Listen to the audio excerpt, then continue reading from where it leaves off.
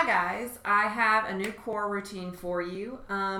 It's a pretty simple workout, but it's very challenging. And the trick is you're going to do 4 separate movements. You're going to do them for 30 seconds a piece for 5 rounds. So it's going to come out to about a 10-minute workout. It's a really great workout. You can make it more challenging if you'd like, or you can cut the rounds down and make it less difficult. The movements are going to be a hollow hold, a knees to elbow plank, a regular forearm plank, and then a dumbbell sit-up. You can pare these down and make them easier moves. We'll talk about that in just a second. But the first thing we're going to start with is a hollow hold. And so that's going to be held on your back. So you're going to lay on your back. And the trick is to keep your core glued to the ground. So you really want to make sure your low back stays glued to the ground. Suck your belly button in. Lift your legs and your arms. Make sure that low back doesn't come off the ground. So if you get into this arch position, then you need to raise your legs higher. So if you're here, that's fine.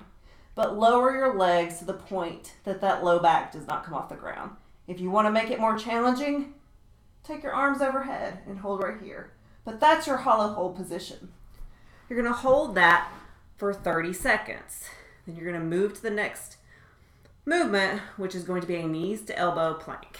So what that looks like, and I'll turn to the side so you can see this. You're going to be in this top position. So it's not a forearm plank, it's a straight arm plank. So knees to elbow, you're going to be in this position and you're going to take your knee out and in, out and in, out and in. If you'd like to make it more difficult, you can alternate with a crossover knee to elbow, but you don't have to. And that just looks like this. So your flexibility may limit you a little bit. As you notice, my knee doesn't actually touch my elbow, but that's the movement. So that's what you're shooting for. You're going to do that for 30 seconds. So that will look like this right here. 30 seconds of knees to elbow plank. And then you're going to go to 30 seconds of a forearm plank, which we all know what a forearm plank is, but here's the key that I want to point out with a forearm plank. Don't let your hips drop. Don't let that back arch and you lose your core tension.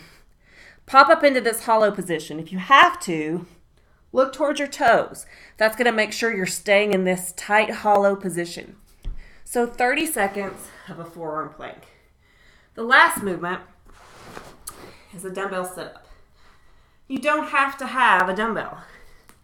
But what I want you to do is put your feet in this V position. As you can see, my feet are wide. Sorry about the bottom of my foot. My feet are wide. You're going to sit right here. Big, tall chest, tight core. I'm going to move so I don't hit my head on this box.